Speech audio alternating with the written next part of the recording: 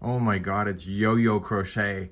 For those that have been with me since the beginning, 2008, you would realize that yo-yo crochet is kind of where I started on YouTube. Just saw this yesterday and I thought, oh my God, it's yo-yo crochet. So this yo-yo crochet is made up of all these little motifs. There's no sewing involved, but you attach it as you go, and they're recommending Red Heart Boutique Unforgettable. On camera, I'm going to be using Red Heart Roll With It Melange with a 4mm size G crochet hook. I'm going to give you some advice because all of these attach together as you're working your way through. So you start on the bottom here and then you continue to make them and you just go up and up. And at the very end, all you're just going to do is just single crochet right into the edge, and then you are going to chain 6, single crochet the next one, and that's how you'll finish it along there, which I'll leave with you. My goal today is to show you how to do this yo-yo crochet right from the very beginning.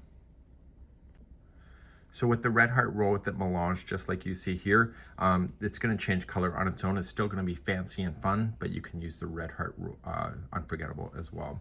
So we're going to begin, and you need to start with each one with an adjustable ring or a magic circle.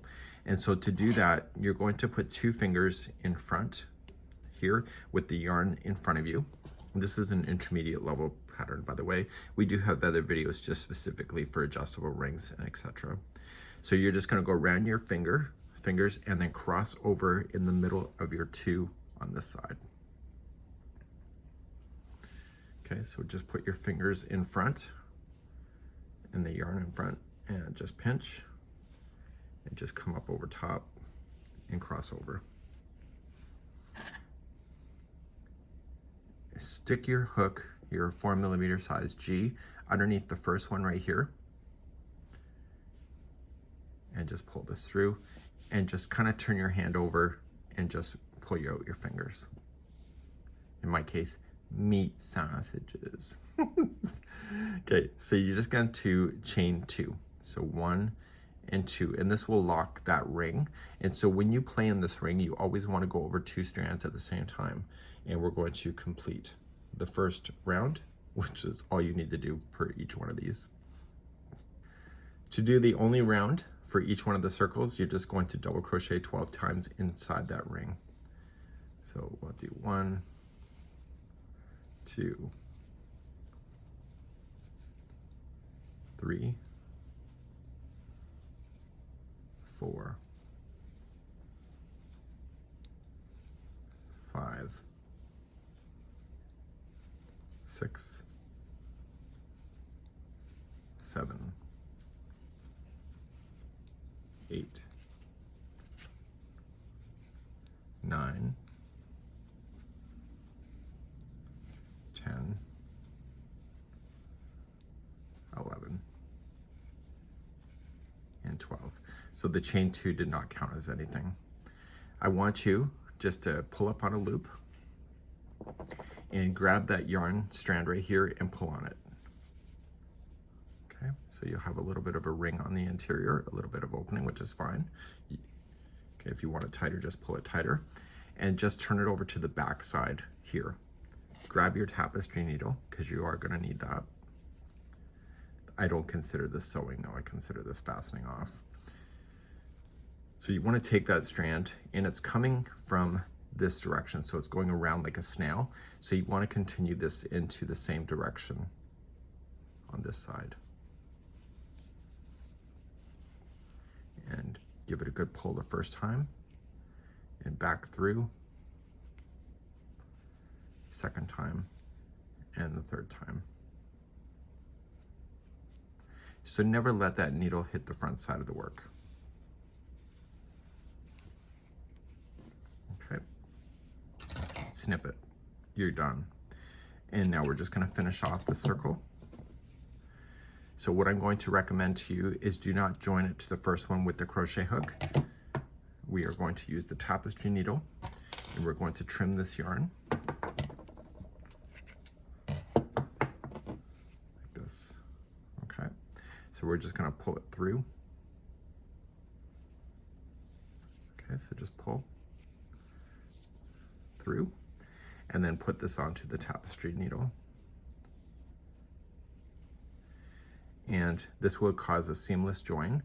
And on the top of the first double crochet, I want you to come from the back forward into the first stitch. And you'll notice that this is coming out the middle of the stitch, so go out through the middle of it towards the back of the ring or the circle.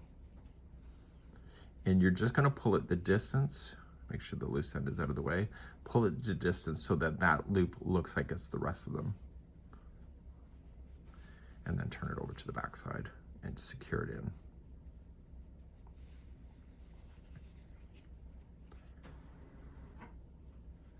So go back and forth a total of 3 times, stay within the back of there here.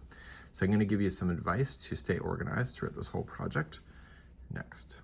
Okay, so now we have that done. Trim, and your first yo-yo is good to go. So because this is going to be the first yo-yo, I'm going to want to take this here because it's been sitting there, and I'm going to mark it with a stitch marker so I know that it's the very edge of the yo-yos. So I've just completed this circle, so then I move to circle number 2. And so I keep joining in this direction as you're going all the way through. We know that there's 12 double crochets in each one of these things, so we're always just going to join to the same ones going across. And then once we go to row number 2, we join down. And then this one here, we join across and down. So you're only ever going to be joining, I believe, 2 sides at any one time throughout this whole thing. And the join is just a matter of just slip stitching it when you get around in order to make that happen. However, I want to make a note of where this is in the pattern so that I don't get confused and turn my project around backwards. Because of the delicate nature of the yo-yos, I would recommend that you put a stitch marker using a tapestry needle just around some stitch work on the front side of your yo-yo. Just like that. Okay, so you can leave it there, and if you wanted to tie it into a little partial knot, you can, but make sure you can get it out later. So whenever you see this, you're looking at the right side of the work, the front side of the work. Okay, so we can see that it's not too tight. And so this here will represent that it's the corner, like I showed in the diagram, and it's also the right side of the work. So if it's like this, it means that it's the wrong side, which is where we don't want to pay attention to. So I'm going to do another one with you and show you how it's joining when you go to begin. So I've already got my adjustable circle or magic circle done. So I'm just going to do the first 5 in a row. So double crochet the first 5. So 1, 2, 3,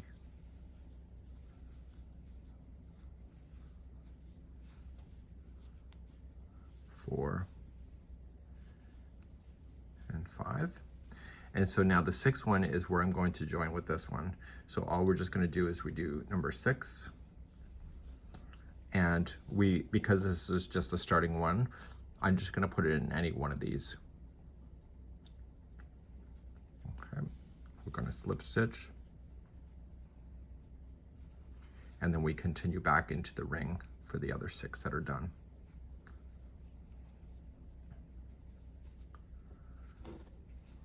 It's going to be fiddly right in the very beginning of the project because there's no weight to holding these yo-yos back out of your way. So just got to be patient with yourself a little bit. 1, 2, 3, 4, 5, and 6. So pull up a loop and just turn it over, and that one that you just did, and you were just going to pull on to the strand to pull it tighter. So I just pulled it in, and I want to secure it on the back side of this. It's going to be easier to tell. If you're experienced, you can usually tell the right side to the wrong side of crochet, but if you're never sure, always just put a stitch marker on the right side of the work. But you're going to see that happening more and more. Okay, so we woven in 3 times back and forth, and then we take the other strand that's leading towards the yarn ball, and we are just going to pull that loop up and out.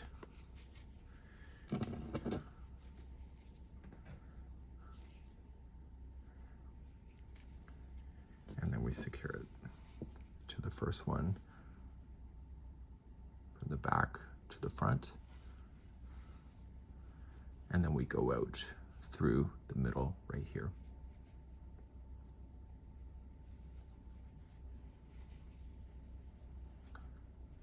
Okay, make sure it looks like the same distance of the rest of the stitches so it's consistent, and turn it over and secure it in to the back side of that yo-yo. So it's not going to be row number 2 before you can really get the orientation of these things for the right sides to all face out. So that one you'll have to pay attention to when you get there. So it could look like really disheveled until you get to the second one where it's going to force it to happen. Okay, so therefore it'll look like that.